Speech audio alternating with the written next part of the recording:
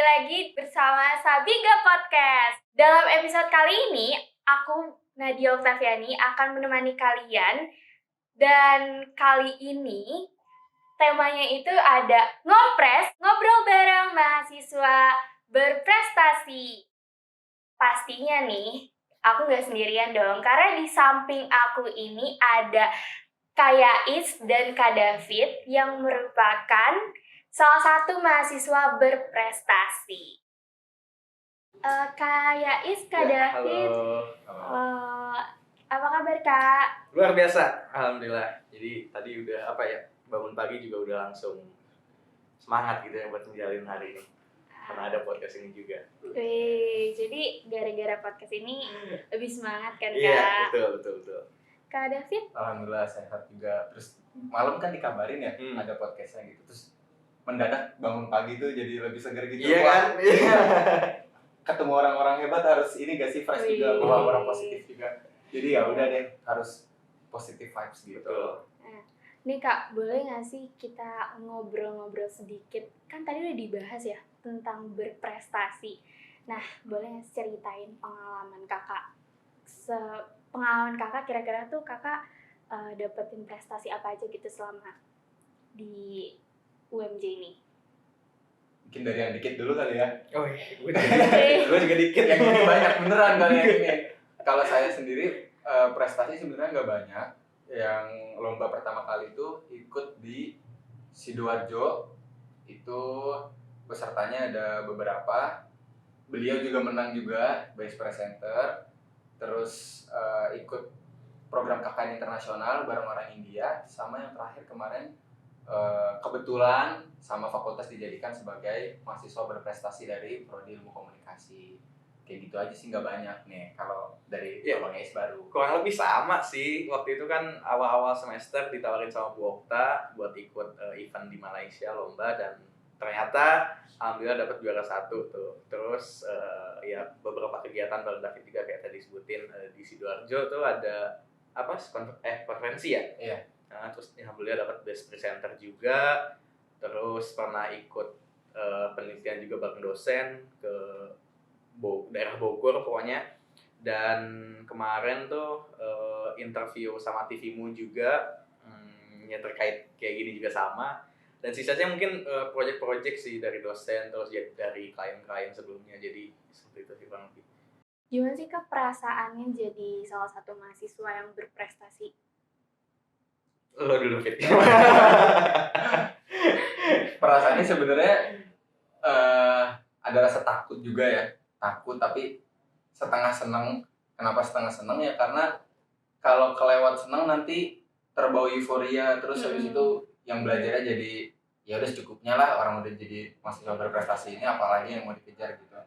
Takutnya di situ, jadi senangnya nggak full banget juga. Terus juga ini masih tahap fakultas juga kok, cuma tahap lingkupnya kecil ya sih. Iya. Bukan sesuatu yang patut digembar-gemborkan, habis itu disebarin ke semua orang biar semua orang tahu gitu. Karena ya udah cuma berprestasi di lingkup fakultas aja, belum yang tingkatnya internasional. Kalau lingkupnya internasional kayaknya saya seneng banget sih kayak gitu. Boleh yang internasional.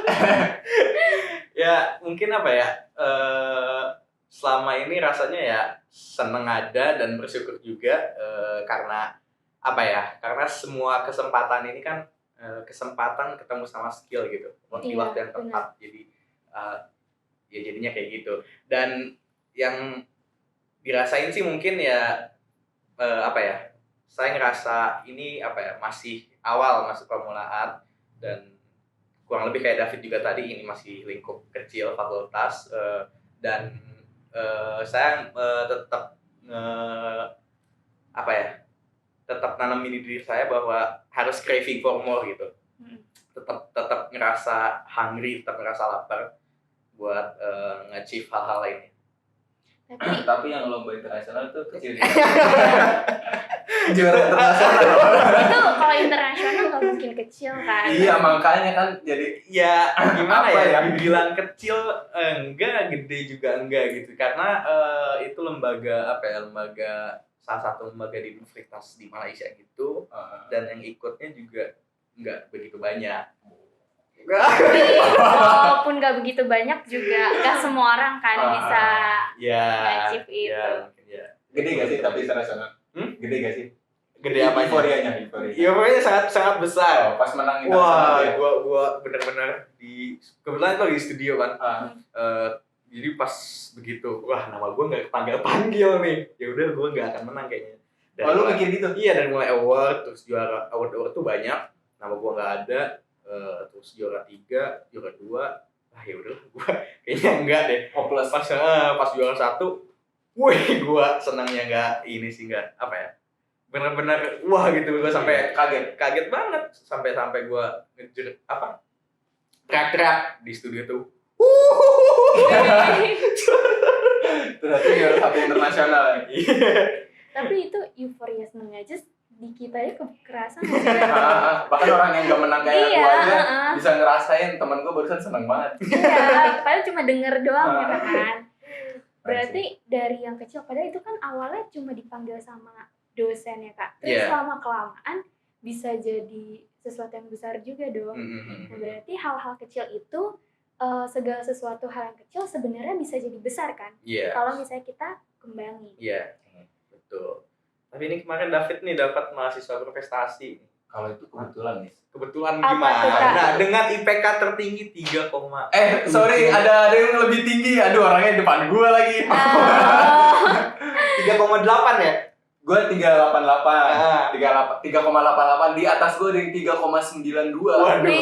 Ada monster di atas gua nih, masih ada. Keren banget. Cuman kebetulan monster di atas gua ini orangnya gak suka stand out, sedikit introvert gitu dia. Jadi kalau diajak ke tempat-tempat terbuka terus banyak orang gitu dia kurang suka, apalagi sampai disebut mahasiswa berprestasi maju ke tengah stadion gitu. Mungkin dia kurang nyaman. Jadi yang kelihatannya lu ya? Dia lebih suka dibayang-bayang. Padahal kalau dia sampai nunjukin taring sebelah aja, nggak usah dua-duanya, habis gua. Habis Iya. Parah, gua habis banget.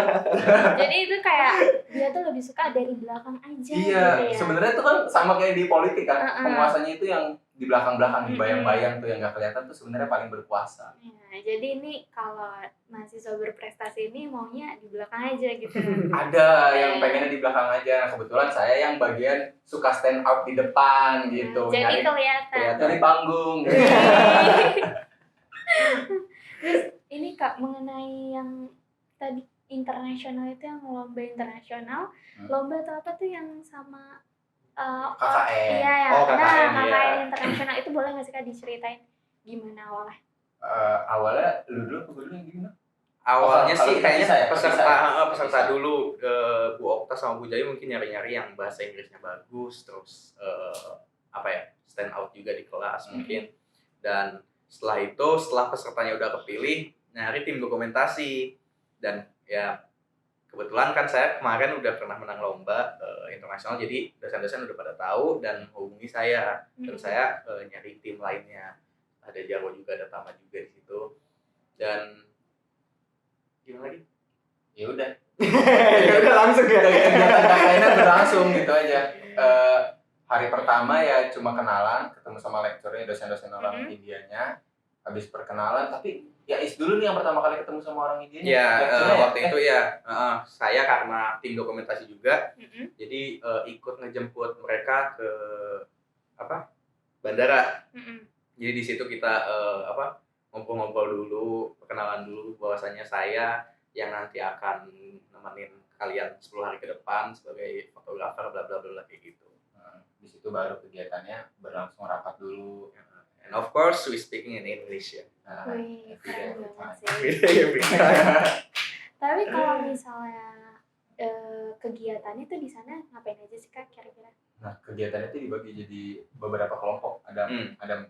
Nah, kalau Yais sama teman-teman tadi yang Jarwo sama si Tama itu bagian megang kamera lah ya, dokumentasi video-video keren sama foto-foto keren yang kalian saksikan ketika KKN Internasional India itu hadirnya dari ya tangan-tangan kreatif S dan teman-teman, tepuk tangan dulu. Ya.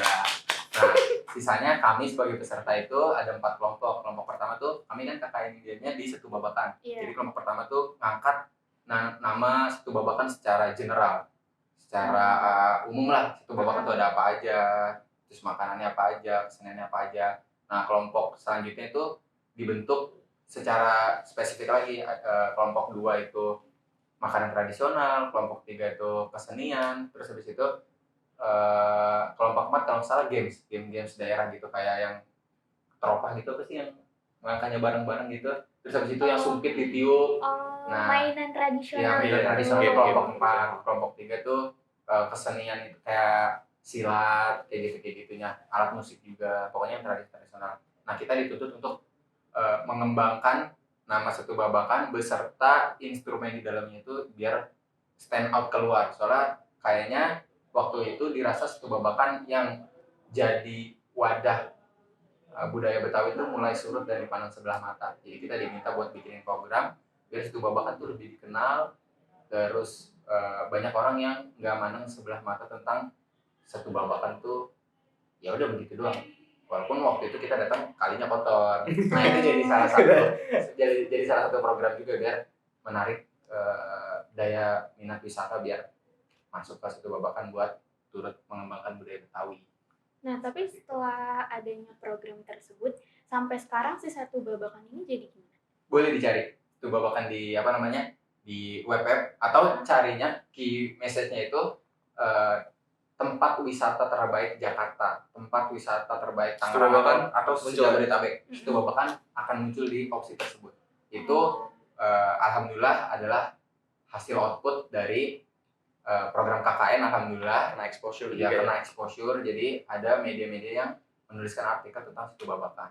Keren gitu. Banget nggak sih? Tepuk tangan dulu dong semuanya. Terus selanjutnya bakal ngelakuin apa nih kalian ke depannya? Kedepannya. Kalau saya pribadi sih ke depannya, karena KKN udah dikonversi, terus semester depan udah gak ada mata kuliah, dan sempro juga kebetulan kemarin udah waktu semester 5, jadi alhamdulillah saya usahakan untuk kuliah 3,5 tahun ya, karena semester depan sisa magang, terus skripsi udah itu, dan sekarang lagi ngurus magang ya. Alhamdulillah kemarin udah interview dengan beberapa perusahaan, salah satunya video.com, dan ya hasilnya probabilitasnya tinggi sih. Doakan aja deh di video.com itu. Iya. Berarti next nih tinggal magang ya? Iya. Magang. Tapi udah tahu belum Kak, kira-kira mau magang di mana itu?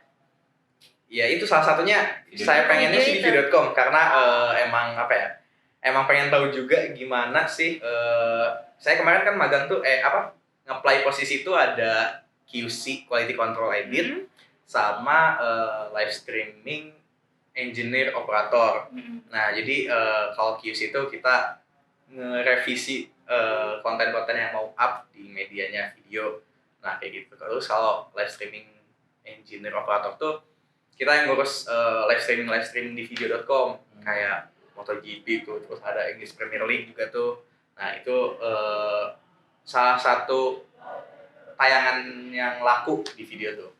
Nah, jadi pengennya ya di live streaming engineer operator sih, pengen lebih tahu aja, pengen tahu dulu gimana sih live streaming di real world tuh, di dunia industri itu seperti apa. Meskipun saya dari konsentrasi advertising gitu, karena beberapa kali pernah ngerjain proyek live streaming juga, jadi familiar lah kayak gitu sih. Tapi video.com itu yang ada aplikasinya gitu kan, yang warna merah itu. Nah, itu video.com. Oh, itu. Live streaming tuh. Oh, seri-seri gitu. Berarti itu termasuk startup ya kategori masuknya? Perusahaan besar kan? Gede sih. Besar sih. Udah termasuk besar ya. Ya startup sampai gimana sih parameternya? Gue sendiri kurang tahu. Ya gue juga kurang tahu. Cuman gue ngeliatnya kalau misalnya ada perusahaan sampai punya aplikasi tuh kayaknya image-nya startup aja kalau di kepala gue. Tapi kayaknya yang aku tahu ya, si video.com ini namanya emang udah Iya, besar, udah kemana-mana. Karena apa?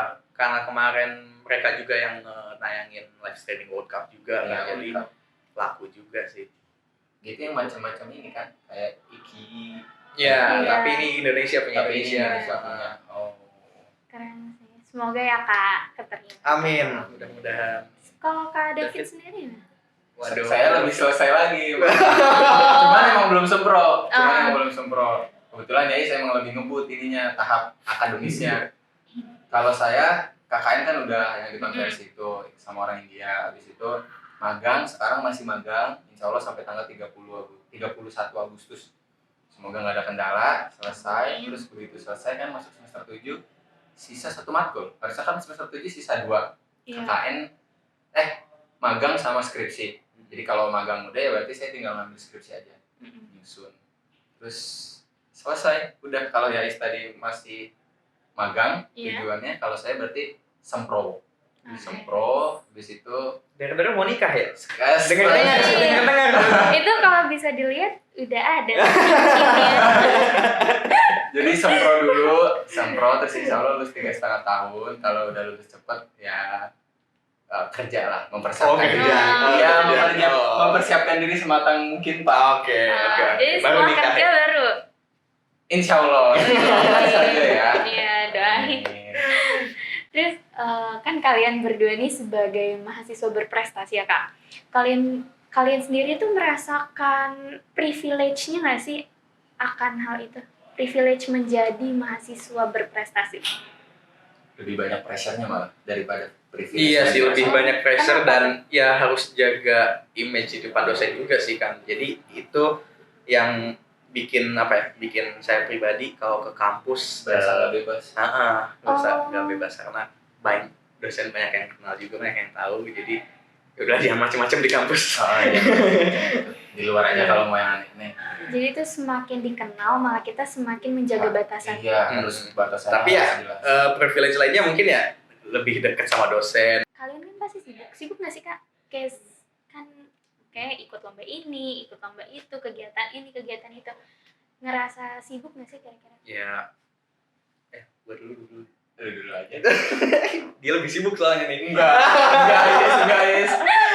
Guys. Kalau saya ceritain mungkin dari semester awal ya. Dari semester awal, dari semester 1 mau ke 2 tuh saya udah kan karena online juga kan. Jadi gue sambil kerja juga di studio di Garut tuh karena online, jadi ya udah enak tuh sambil kerja sambil Online, kuliah. Duit ada jadi aman. Nah begitu semester 4 ya offline tuh. Semester 4 begitu offline bingung juga nih kalau misalkan kuliah nggak ada kerjaan gimana. Dan akhirnya waktu itu kerja di salah satu media namanya Made Media Group di Jakarta Barat, sambil kerja juga di situ 1 semester 5 bulan. Terus habis di situ udah sih sisanya ngerjain proyekan freelancer aja, perusahaan-perusahaan gitu suka ada yang nawarin jadi videographer kayak gitu-gitu, dan sekarang ya sama kayak gitu freelancer sih. Kalau Artinya kesibukannya ya dari semester 1 bahkan udah udah ada kerjaan. Dan itu sebenarnya nggak semua mahasiswa kayak Ada gitu loh, keinginan, kayak gitu loh. Kayak aku pribadi aja nih semester 1 kayaknya yang nggak ngapa-ngapain sih selain online Iya. juga ya waktu itu. online. Masih online. Semester 1, semester 2 online, mulai 3. offline semester 3. Jadi kayak itu termasuk pengalaman juga kan berarti. Ya, Pengalaman kerja. iya sih, masuk juga ke CV portofolio segala macam. Jadi ya mungkin itu salah satu kenapa sekarang banyak perusahaan yang ini juga kayaknya. Yang Banyak nge-hire, perusahaan yang ngajak interview buat magang karena CV-nya udah lumayan juga. Iya, pasti udah bagus banget nih CV. Itu portonya mungkin beberapa Udah, lembar kali ya. udah beberapa lembar. Boleh Kasih. kali Kak di spill nanti. Ya boleh nanti. Kalau kadang Kalau saya semester 1 kurang lebih sama kayak Ais, karena masih online. Dulu saya sambil buka angkringan. Jadi kalau lagi Idul Fitri, terus kan biasa pada suka bukber. Pernah 1 kali bukber di angkringan anak-anak Ilkom dulu. Terus jalan semester selanjutnya angkringannya bangkrut, terus ganti bisnis gitu deh, bergulir, buka sate ayam terus bangkrut, buka sate kambing terus bangkrut, habis itu buka sate padang terus bangkrut, habis itu buka Oke Thai Tea, minuman Hampir gitu semua ya lu coba. Iya. bangkrut. F&B pokoknya gue penasaran banget sumpah, soalnya usaha paling capek tapi paling cuan. Iya, karena emang benar. bisa repetitif Iya, pembeliannya. iya. Terus habis buka Oke Thai Tea bangkrut, terakhir buka Ayam Geprek. Ayam Geprek pun hidup segan mati tak mau sekarang. Jadi dibilang Kayak udah diambang apa? bukan diambang, jadi toko offline-nya nggak ada. Cuma kan bingung kan? Maksudnya Iya. kayak lu buka toko ayam geprek, Iya. tapi fisiknya nggak ada. Jadi gue jual ayam geprek tapi cuma by order. Tapi catering. emang kayak gitu sih sekarang. Gojek pun ada namanya Ghost Kitchen atau apa Iya. gitu. Apa effortless ride? itu tugas kita. Perusahaan kita nggak? Amin, sangat kita. Amin. Nah itu jadi di Gojek tuh banyak juga merchant yang nggak punya toko offline, tapi mereka jualan aja di Gojek kayak gitu. Kalau gue pribadi gue berangkat dari kemalasan sih sebenarnya gue. Malas kalau misalnya goreng MS satu-satu, kan mesen gitu kan, bungkus Gojek harus rapi gitu-gitu. Gue lebih suka lu ada nikahan, Iya. mau catering, oke, mau berapa ratus kayak gitu. Biar sekalian ya nggak nanggung Iya. capeknya juga. Kalau orderan rutin sih sekarang ada seminggu sekali kurang lebih 80 sampai 100 paks ya per minggu. Itu kan hitungannya dikit buat F&B. Jadi makanya gue sebut hidup segan mati tak mau. Kecuali orderannya tiap hari bisa 100 porsi Iya. terus-terusan, itu namanya hidup beneran. Kalau punya gue hidup segan mati tak mau nih. Soalnya orderan 100-nya tiap seminggu sekali. Investor masuk gitu. Wah, itu Enak ya? gue langsung buka ini ngalahin geprek. Tapi Kak David tuh ambil konsentrasi apa sih? PR. PR. Iya, ngambilnya PR. Nah, kalau misalnya aku dengar tadi pengalaman Kak kan kayaknya lebih ke entrepreneur. Iya. Iya. FEB sih, masuknya kayaknya FEB 11. Iya. Harusnya gue masuk FEB sih ya, harusnya ekonomi bisnis. Berarti cerita ke kenapa masuk PR aja ya? Iya, kenapa gitu? Dulu gue waktu awal banget daftar ke sini, Ah. itu setelah dapat pertanyaan dari bokap gue yang nanya mau kuliah apa enggak. Oke. Terus nyokap gue orang yang kayak, Harus kuliah. mama masih bisa bayarin kamu kuliah gitu. Oh. Ayo kuliah mama biayain gitu kan. Tapi ya gue yang orang bingung gitu, yang mau lanjut juga nggak tahu. Terus bokap yang terserah. Nah akhirnya karena gue punya kakak lulusan UMJ juga, Iya. FEB itu kakak gue, lulusan FEB tahun 2016. Nah begitu gue dianterin sama kakak gue ke BC, Business Center situ. Begitu ke Business Center, disodorin brosur kan, Iya. mau masuk jurusan apa. Gue nggak liat biayanya tuh, ini apa, gue tanya satu-satu tuh pokoknya. Terus kakak gue bilang, dah, kamu suka ngomong, masuk komunikasi aja ya, masuk Ilkom aja. Kakak tahu kamu suka ngomong, udah masuk Ilkom aja. Soalnya gue waktu SMP masuk pondok kebetulan. Ini juga pondok sebenarnya, sama-sama masuk pondok. Jadi mungkin basicnya di pondok kenceng di Muhadoro kali ya, Muhadoro. Jadi ke bawah passion dakwahnya.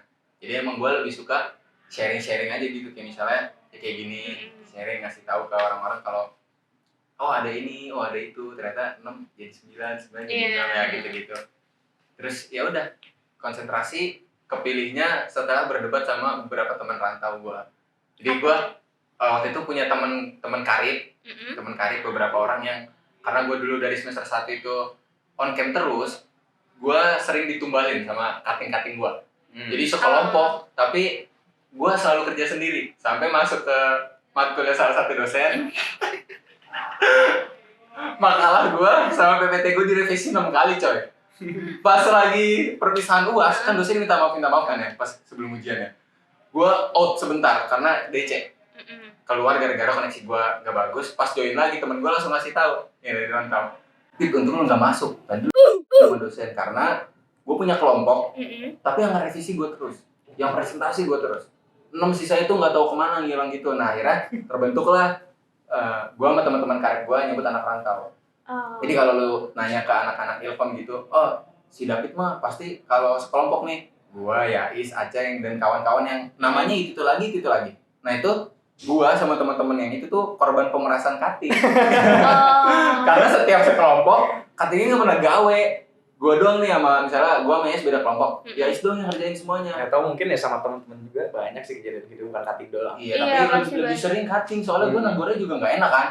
Anjir mahasiswa semester 2 misalnya waktu itu kan masih online kan. Terus tiba-tiba cuttingnya semester 8 coy. Iya, pasti ada gap, karena ada gap itu jadi bikin segan sungkan. ya, jadi segan. Gue negornya pun takut gitu, gak enak.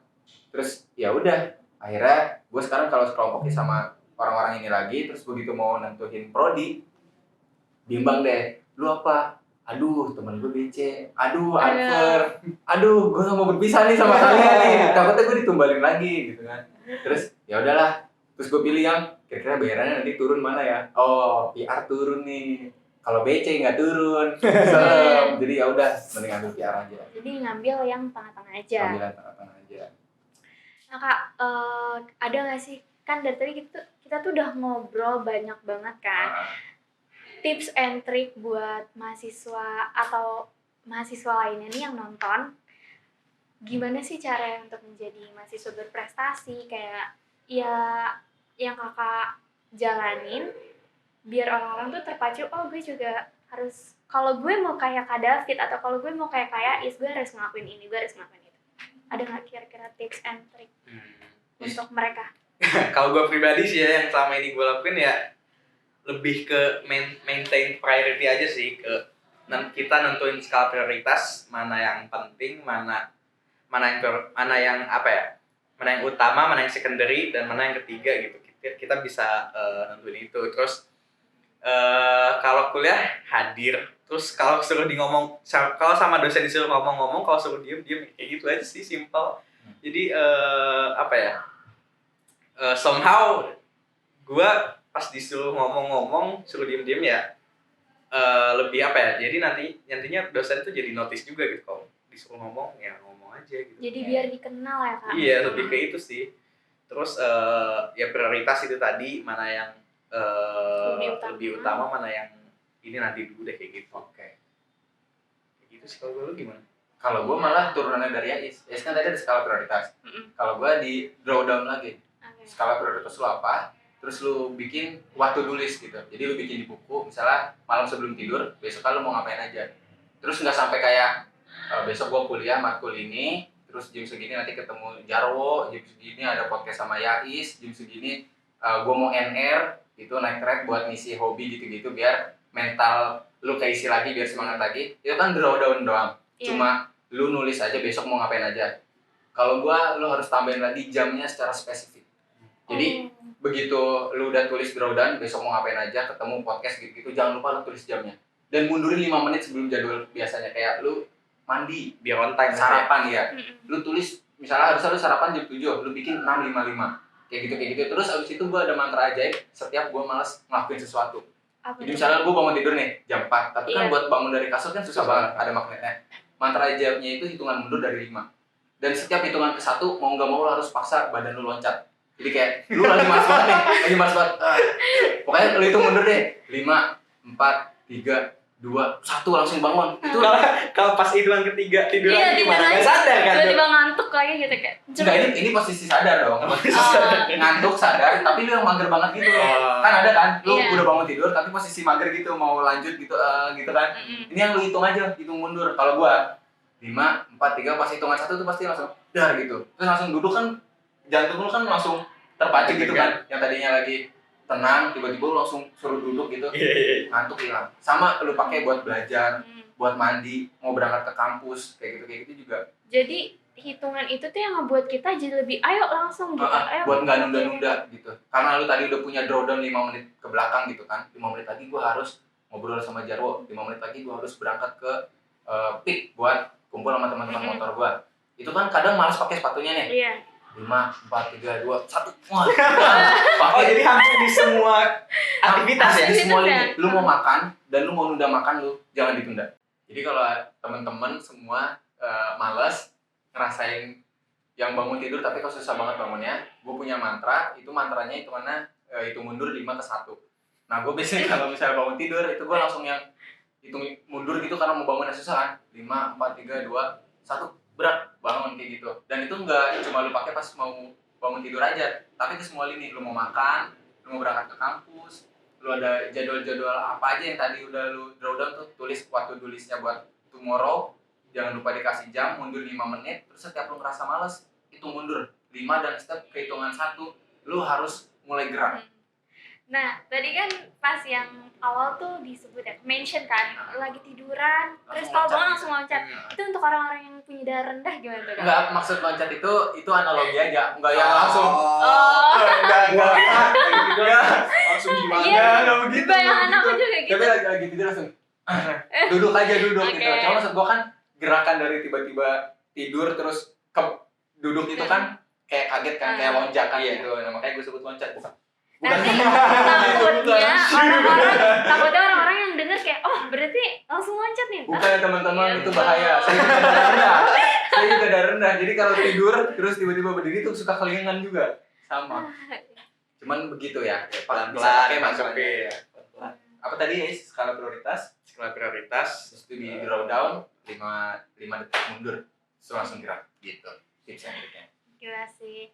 Terus ada ini nggak sih Kak, kayak kalian kan sibuk kan, lumayan maksudnya sibuk. Nah untuk time management yang baik tuh gimana? Ada nggak sih tips and trick? Ya masuk ke tadi sih. Ya, pakai skala prioritas gitu. Iya sih ya, Iya, bisa pakai skala prioritas. Soalnya kalau ada jadwal padat terus diklasifikasi berdasarkan kategori prioritas, pasti waktunya juga teratur. Iya, jadi emang sebenarnya skala prioritas tadi itu bisa mencakup ke time management itu. Terus ya kita bakal lebih mempermudah juga kan ke depannya gitu. Karena time management kan suka hancur karena kita Iya, nunda kan. benar. Nah, biar nunda pakai magical time yang gua tadi tuh 5 second hitung mundur tadi gitu. Dan itu selalu bekerja buat lo. Buat gua bekerja banget. Hari ini dipakai? Dipakai. Gua tuh tadi berangkat ke sini kan nanya ke Jarwo. Wow, mulai jam berapa podcast? Jam 10-an gitu. Terus gue yang anjir Ciputat panas banget jam 10 kan. Gue duduk dulu di situ. Anjir, enggak bisa, udah janji nih. 5, 4, 3. Udah gue pakai sepatu. Pas hitungan 1. Jadi gue hitungan 5 nih sepatu udah sepasang. Di situ pas udah hitungan ke 1 langsung ambil kaos kaki, buru-buru pakai. Pokoknya setiap hitungan ke 1 tuh langsung ambil gerakan, harus gerak. Soalnya kalau diem terus nanti malesnya makin jadi. Males tuh enggak boleh dipiara kata si Kasino. Kambing dipiara gitu. Nah, betul. Males tuh nggak usah dipiara gitu. Tapi triksnya aku baru dengar itu sih dan menarik banget. Kayaknya banyak deh. Aku soalnya dengar dari orang gitu nonton di YouTube. Kayak gitu. Terus aku aplikasikan ternyata works. Gitu. Harus dicoba sih untuk aku yang ngaret. Punya jam karet juga ternyata. Iya, Jam punya. karet. Ini jam karet. Ya sama. Sorry. Ya nggak berasa nih. Tiba-tiba udah jam segini aja, udah berapa menit Habis ya durasi kita ya? Iya, abis nih. Padahal seru banget nggak sih ngobrol-ngobrol kayak gini? Sebenarnya masih banyak mau diceritain ya. Dikit lagi boleh nggak? Bikin sendiri Kak? Oh boleh. Bikin sendiri. Nanti dateng ya, gue undang podcast gue loh. Ini sekalian promosi aja nggak sih? Nanti di sini satu-satu jadi bintang tamu nih di belakang kamera nih. Boleh. Oke. Baik teman-teman, itu aja kita udah ngobrol seru-seruan bareng Kak David dan Kak Yais. Semoga kalian bisa mendengarkan dan bisa menerapkan apa yang udah Kak Yais dan Kak David kasih. Karena dari yang aku tangkap nih, aku mau kasih sedikit aja insight-nya. Kalau kita mau melakukan segala sesuatu itu jangan lupa untuk draw down dan intinya tuh niatin dan mulai aja dulu karena hal yang kecil itu akan bisa menjadi hal yang besar. Sampai jumpa di Sabiga Podcast selanjutnya. Bye-bye. Bye.